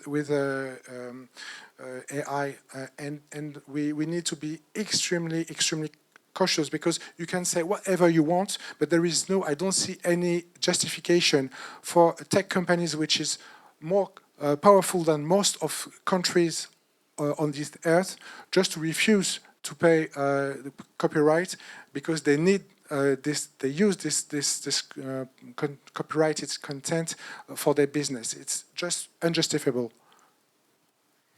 Well, thank you so much, Thomas. Simon, your last remarks, please. Thanks, Derek. I'll make two brief points on piracy, which Thomas brought up, as well as on AI. For piracy, as you know, you have ways to distribute your content now. So do the pirates. And one of the common issues we face around the world is stream ripping, where people rip streams into download files. And once they do that, you lose all your pay-per-stream revenue.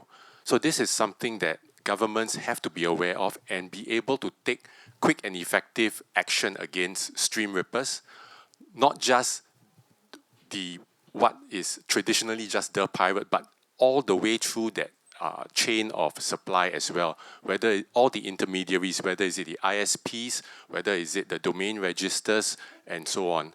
So that remains a big problem because it's so easy to get pirated work now. AI, very basic principles. Stay away from the legal jargon and all. The question is the law needs to be fair. That's all. So how is it fair for work to be taken without permission and then used as training data to create output that immediately competes with the work that it has taken in, and you don't get remunerated for it? So that, I think, on the first principles basis is not fair.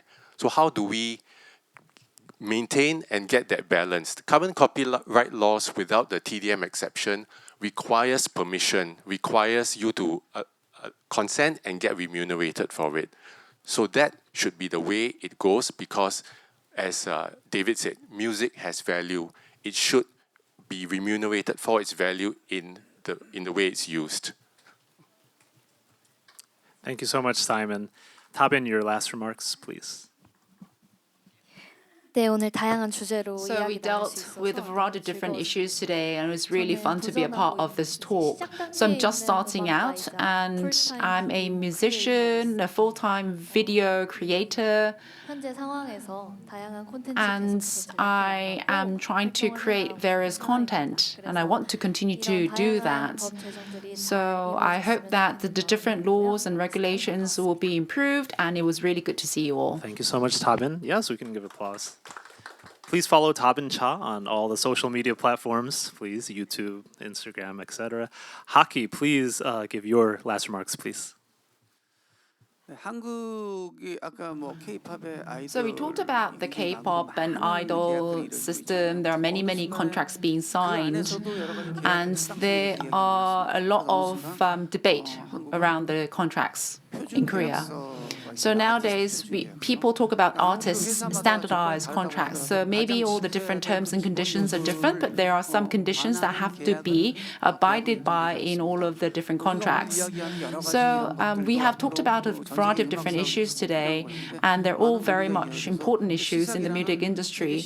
And CSAC is an international organization of the music-related CMOs, so perhaps they can also play a role in responding to AI and also buyouts, and hopefully we'll be able to see more of a standardized contracts. Of course, there are some uniqueness to different jurisdictions, but the basic provisions or the backbone should be in the standardized contract, and we hope to see more of that going forward. I had heard from many experts, very helpful, and it was really good to see you all, and hopefully maybe next time I can bring my guitar and play for you. Well, thank you, Hockey. Please find Mr. Hockey Park on all your favorite social media platforms as well. That concludes the main session, and we now have time for some questions, not just from our live audience, but also our audience online. For our live audience, so on the side closest to me here, so Bhutan on my left and Samoa on my right, there's a microphone. We're just going to go down the line if anyone has a question. So we're going to start on my right side here. If anyone on my right side has a question, I'm going to pass down the mic. Just let us know your question and who it is directed to. So are there any questions on my right-hand side? No. Oh, we have one. Okay. It's Barbados. Here we go. The land of Rihanna. Yeah. Thank you very much to the esteemed panelists for what has been a very insightful and fruitful conversation this morning. I wanted to highlight the points which were made on the importance of capitalizing on internet and utilizing the technology in promotion. But to look at it from the perspective of a challenge which is not necessarily unique to Barbados, and that is being geo-blocked as a region.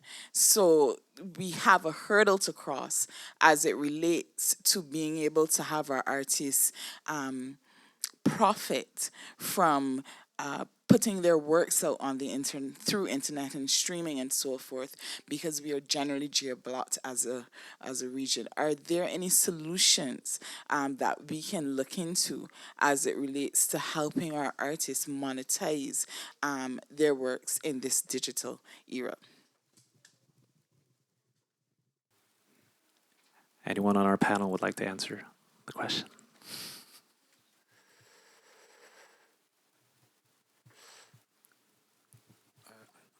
Go ahead, Thomas. Yes. I could try, at least. I will not provide you a complete answer. I think the question of monetization is very directly linked to the ability to enter the global market. That's very true. And unfortunately, in countries that are not rich enough to compete in the global market, artists and successful artists or prominent artists have to move the country, which is very, very sad. But I'd like just to draw your attention on one example. I had a meeting with a very, very famous artist in Kenya, and there was no geo-blocking in Kenya, and we talked about his situation and the money he could make out of streaming. Very famous local artist. Everybody knows him in Kenya, but he's not famous internationally. He said that you have no idea how little money I can make. So I think it's also important not to have too many expectations because of the way the streaming market is organized is not very conducive to the majority of artists. And it is a fact, unfortunately. All right. We have any other questions on my right-hand side? Thank you very much for this session. It's been so wonderful. We are just enjoying it. Thank you. My question is for Haki.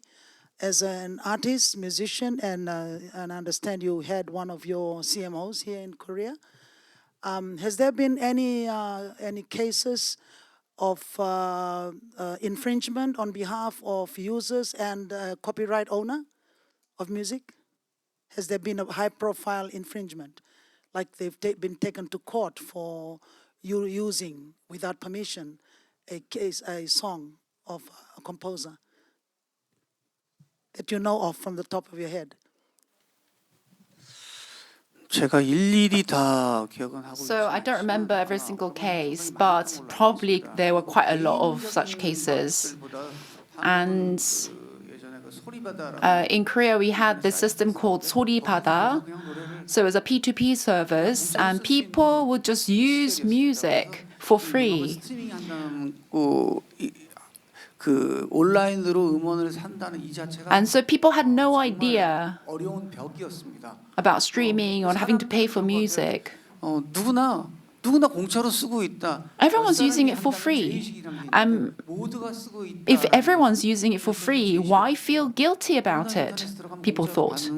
왜 그걸 돈 주고? Why would we have to pay for music when we can listen for free? And that's period was very difficult for us as musicians, and it continued for quite a long time. But then Comca and other CMOs responded to the situation, and it became a social issue, and we raised the discourse. But it was not just about money. It was a matter of changing a perception of the general public. So we needed to raise awareness 영향을 끼칠 수 있는 And we had to get celebrities who had a great influence or politicians on our side, and they had to continue to raise awareness and do campaigns. Of course, there are individuals who are infringing copyright, but I mean, those are being responded to effectively. But in Korea, there was that 소리바다 example, the free download service. But, that situation has resolved now. Okay, well, thank you to everyone on my right-hand side. Please feel free after to come up and ask questions. But in the interest of time, we're also going to ask for questions maybe on my left-hand side. If you have a question, just please raise your hand and please say who the question is directed to. So, Bhutan, yes.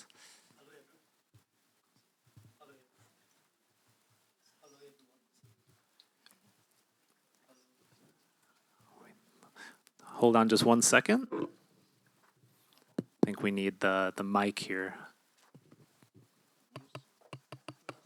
All right, the mic is coming. Please just wait a second. Hello. Hello, everyone.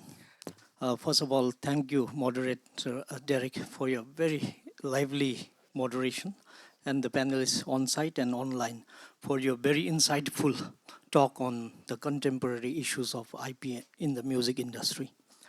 I come from Copyright and Creative Industry Promotion Office in Bhutan. So I have a question on first three topics. It revolves around the first three topics. With the advancement in technology, especially the digital technology for online sale and enforcement and other distribution, and simultaneous refinement of our copyright laws, I have the feeling that the works of CMO could become redundant, especially if the record companies or individuals, they prefer to sell or put directly in the digital platform. So my question would be directed to Simon and Thomas, both of you could answer. What is the relevance of CMO in the next 10 years if the digital technology keeps evolving and refining? Thank you. Okay, just a quick response here. As long as you have brick and mortar shops, as long as you have hotels, as long as you have restaurants and cafes, you will need CMOs because the artists cannot go around to every single one of them to collect. So the CMOs will continue to be there because brick and mortar is there. If I echo what you said, I fully agree with you. You need also to realize that the vast majority of performers do not get money from record companies. When you are assigned your rights, you have those featured artists who have royalties on the exclusive rights, and those who have just assigned the right against one fee for the record session and for the transfer of all their exclusive rights. And this is what Simon said. So this money, in fact, is what they can get from IP right. So the only case where we could imagine in the future where CMOs would not be necessary anymore is with a massive development of blockchain technology, for instance, where anyone could get directly the money he might expect from the blockchain. But we are very far from this, and as I said before, CMOs are also very useful for many other issues. Those are the house of creators, and it is important, and producers as well, and this is important to keep that in mind. Okay, well, thank you so much. Do we have another question from Bhutan? Oh, well, just 1 second. Sri Lanka, we'll get to you here in a second, I promise. Hi, thank you. My question is for her. For Tabin? I just want to ask, what would you advise, Bhutanese creators, content creators, what would you advise them to reach your level someday?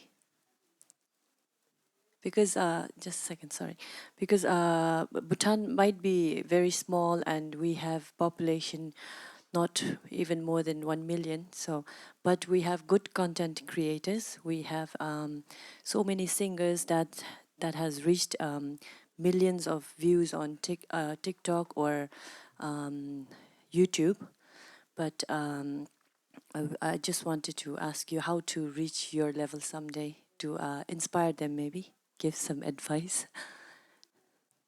Thank you. 굉장히 영광이고요. First of all, it's an honor for me to be able to hear that. 저는 이런 질문을 그래도 꽤나 많이 받는 I do get that question because I do record quite a high view, but I usually say the same thing. I'm a very ordinary person, and for a long period of time, I wanted to communicate with my audience, and so every day I created videos. Per week, I would upload something 5 days. And I know that there are many talented people in Bhutan, and if they are persistent and they keep going, I'm sure they will rise up. 제가 드릴 수 있는 조언은 The advice that I can give is that please keep going. Please continue. That's all I can say. Thank you. Absolutely. Well, thank you, Tabin. Sri Lanka has a question as well. Yeah, first of all, I must thank all the panelists for sharing your valuable thoughts with us. Those were very insightful. My question is to Simon. Simon, in your speech, you just mentioned the regulatory procedures done by the government on CMO. So I'd like to ask, what are the regulatory procedures should be done by a government when regulating a CMO? That is the first question. The second one, how should the legislation, statute be set up to facilitate the CMO? Okay, if there's anything you take away from this, is just that there's no one size fits all, but there are some basic principles and practices that can be adhered to. Good examples are, for example, WIPO has a CMO toolkit that talks about the good practices a CMO can put in place. For IFPI, we have a code of conduct as well for our CMOs that operate in the sound recording, the music recording sphere. I think what you want to learn really is how to learn from others, but understand how your situation in your country is different from the other country. And for me, the basic principle for regulation is how is the CMO going to be supervised in terms of governance, in terms of transparency, but yet allow market forces to still continue to operate so that it collects effectively, it collects and distributes effectively. So the fear with over-regulation is the regulatory authorities may be getting into an area where they have no market experience. So allow the CMO to operate, have a overview or oversight in terms of transparency and governance issues. If there are any disputes that can, for example, over tariffs, there can be an administrative body like a copyright tribunal that can settle the dispute between the users and the CMO. So where possible, a light touch approach, but a sensible one that allows the system to operate as efficiently as possible. All right. Are there any more questions on my left-hand side? Oh, we have one. There we go.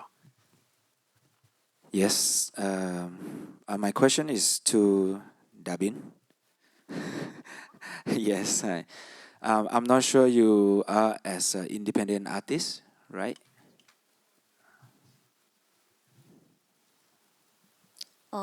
독립적이라는 말이 어떤 So what do you 걸 exactly 의미하는 mean when you 걸까요? say independent? Meaning you working by yourself.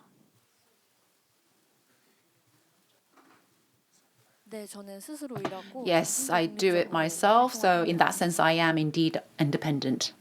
Okay.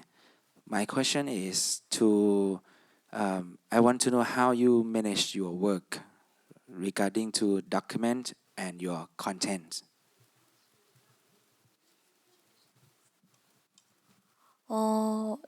일단 혼자 일을 하고 So 있기 first of 때문에 all, I do work on my own. 시스템을 구축하려고 늘 So 노력은 하고 I'm 있지만 always making an effort to set up some sort of a system, but every day I'm making a great effort all the time. 그래도 제가 여태까지 활동을 해오면서 Nonetheless, I was able to create a variety of different contents up until now, and I was able to express that through various platforms and channels. 글쎄요. 혼자 하다 보니까 But I do work on my own, and sometimes I really have to work hard all the time.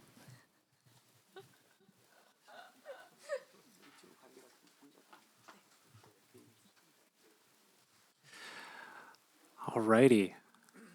If we don't have any more questions, I believe we are going to. Oh, last question for Saint Lucia, or my right hand side, came up here.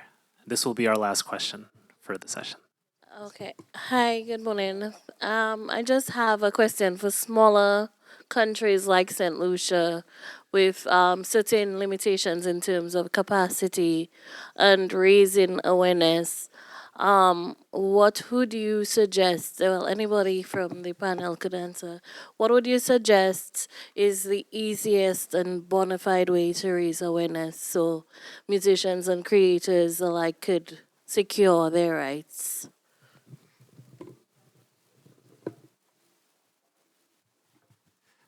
Haki, I think I'm going to put you on the spot here. You can wrap us up. Would you like to answer?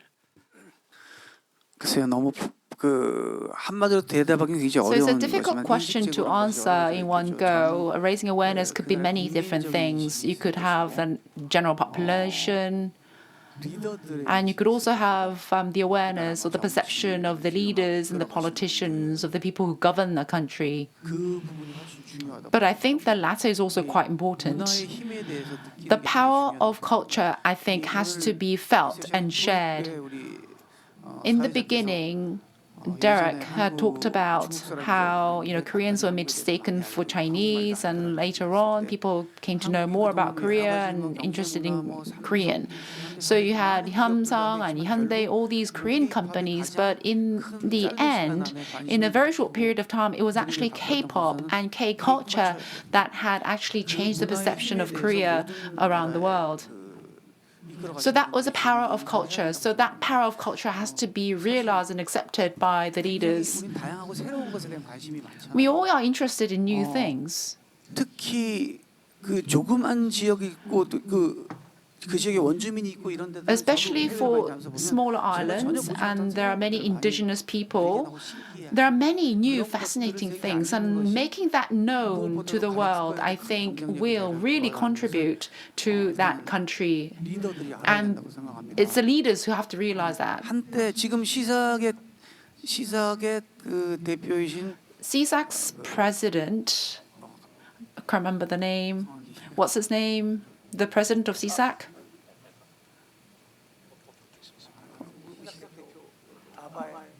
From ABBA? Björn. Björn, that's the name. Sorry, couldn't remember that name. Yeah, I'm getting old. Anyway, he was leader of ABBA. And Sweden has Volvo and many other kind of products, but the biggest revenue earner for Sweden for a long period of time was actually Björn or ABBA. And they were earning more than an automaker. So if you realize that, then we can see that the change of perception can really do a lot. And putting that perception into action is also possible. Then I think everything will follow.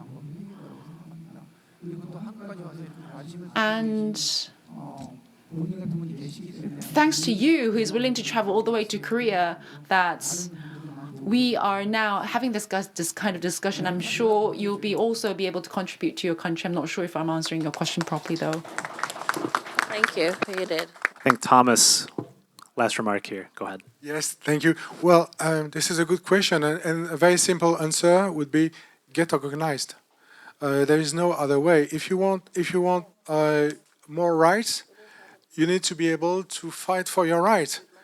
And as my friend Simon said, well, the market is the market. So you need to have more weight to act on the market and to make sure that you have better regulation. And it goes with IP issues, but it also goes with live performance. Performance is the bulk of artist remuneration, and you need also to be organized to convince the employers, to convince the government to raise the salaries or the wages that is given to musicians, and what we know is that now the money they can make out of live performance is going down slowly but very steadily. So it is very important to be organized and to otherwise it's just a wild west, and because musicians are the weakest part, if they cannot introduce regulation, then they will be the loser if they don't be organized. Well, thank you so much, Thomas, and thank you everyone for your questions. Please feel free to come up afterward and ask questions, but this is going to be it for our live chat on music here today from the Republic of Korea. We want to thank you so much for coming from your respective countries and joining us. We also want to thank our online audience for joining as well. Next month, we will be traveling to Malaysia and then to the Maldives and then to Bhutan. So this is one of many live chats coming in the future. Thank you so much for tuning in, and we'll see you here next month. Thank you very much.